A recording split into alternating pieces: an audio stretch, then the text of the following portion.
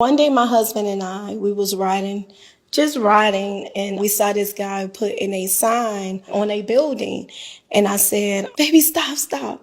My husband said, Janella, no, we're not going to play with these people. We don't have nobody to get up. I say, please, please, please. So he turned around. We got out the car and walked in the building, and we asked him if we could see it. And he said, sure. So he gave us a walkthrough and everything. And once we finished the walkthrough, he said, do you like the building?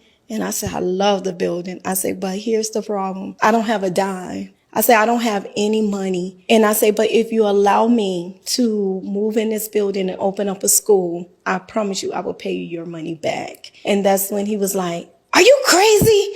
No, no. And I'm like, oh God, my husband got in the car like, oh my God, she just done embarrassed me. He asked me for my number.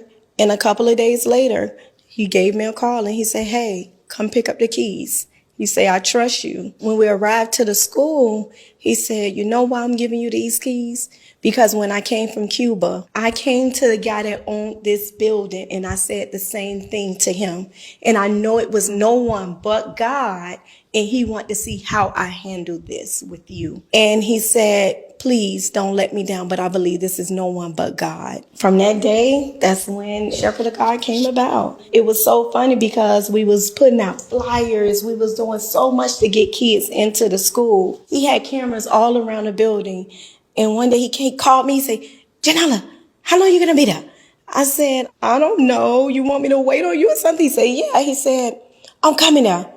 So he arrived and he said, how are you selling this building? You don't have no furniture in here. He said, I'm going to give you money. So I'm thinking it's going to be about $500, $600. He wrote me a check for $28,000. And with that, that was the start of, Shepherd of God Christian Academy. Just one dream, just one dream. And please, y'all don't give up on your dream because it's always someone that God is touching.